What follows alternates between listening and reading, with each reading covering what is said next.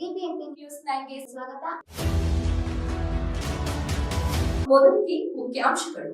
NIA ಮಾಡಲಿ, CBI ಮಾಡಲಿ, ಮತ್ತೆ ಯಾರು ಮಾಡಬೇಕು ತನಿಖೆ? ನಮ್ಮ ಅಧಿಕಾರಿಗಳೇ ಮಾಡಬೇಕಲ್ಲ. ಅವ್ರ ಸಿಬ್ಬಂದಿಗಳು ಬಂದ್ ಮಾಡ್ತಾರ? ಅಲ್ಲಿ CBI ಅವರು ನಮಗೆ ಲೆಟರ್ ಕೊಟ್ಟಿದ್ದಾರೆ. ಕೇಂದ್ರ ಸರ್ಕಾರದವರು ನಮ್ಮ ಅಂದಿನ ಚೀಫ್ ಸೆಕ್ರೆಟರಿ ಲೆಟರ್ ಬರೆದಿದ್ದಾರೆ. ನಮ್ಮ ಹತ್ರ ಸಿಬ್ಬಂದಿಗಳಿಲ್ಲ, ನಮ್ಮ ಹತ್ರ ಗಾಡಿ ಇಲ್ಲ, ನಮ್ಮ ಹತ್ರ ಕಚೇರಿ ಇಲ್ಲ, ನೀವೇ ಎಲ್ಲ ಕೊಡ್ಬೇಕು. ನಮ್ಮ ಅಧಿಕಾರಿಗಳೇ ಮತ್ತೆ ಹೋಗಿ NIA ಮತ್ತು CBIಗೆ ಮಾಹಿತಿ ಕೊಟ್ಟು ತನಿಖೆ ಮಾಡಬೇಕು. ಅವ್ರ ಅಮಿತ್ ಶಾ ಅವರು, ಮೋದಿ ಅವರು ಏನು ತೀರ್ಮಾನ ಮಾಡ್ತಾರೆ ಮಾಡಲಿ. ಆದರೆ ನಾವು ಕೇಳಿರೋ ಪ್ರಶ್ನೆಗೆ ಉತ್ತರನೇ ಕೊಟ್ಟಿಲ್ಲ ಇವರಿನ್ನ.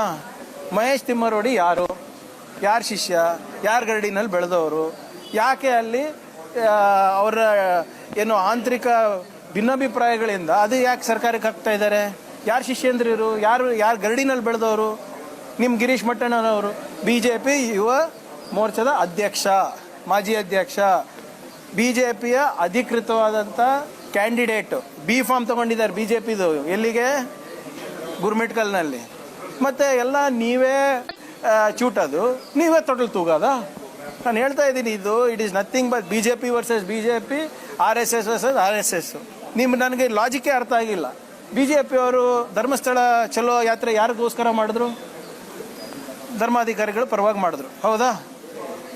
ಅದಕ್ಕಿಂತ ಮುಂಚೆ ಯಾರ ಮನೆಗೆ ಹೋಗಿದ್ರು? ಸೌಜನ್ಯ ಅವರ ಮನೆಗೆ ಹೋಗಿದ್ರು. ಅಲ್ಲಿ ಸೌಜನ್ಯ ಅವರ ಸಂಬಂಧಿಕರು ಏನಂತ ಹೇಳಿದ್ರು?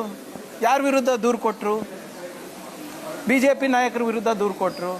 ಅಲ್ಲಿನ ಯಾರು ಪರವಾಗಿ ಇವರು ಬ್ಯಾಟಿಂಗ್ ಮಾಡಕ್ಕೆ ಹೋಗಿದ್ರು ಅವ್ರ ವಿರುದ್ಧವಾಗಿ ದೂರು ಕೊಟ್ಟರು. ಎರಡು ದೋಣಿ ಮೇಲೂ ಕಾಲಿಟ್ಟು ಇವರು ಪ್ರಯಾಣ